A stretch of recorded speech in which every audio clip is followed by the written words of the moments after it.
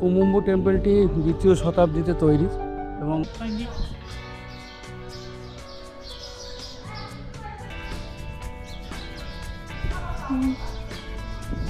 এবারে মন্দিরটা ব্যাপারটা প্রায় একই রকম।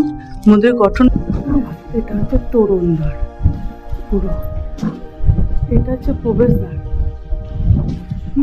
প্রবেশদ্বারের চিত্রলিপি তার আর দেখুন তো আচ্ছা, আগের মন্দিরটা আগের নামটা কি জানা ছিল? এই দেখুন, ঢুকে অন্ধকার দেবো প্রথমে, একটু সময় লাগবে দেখতে।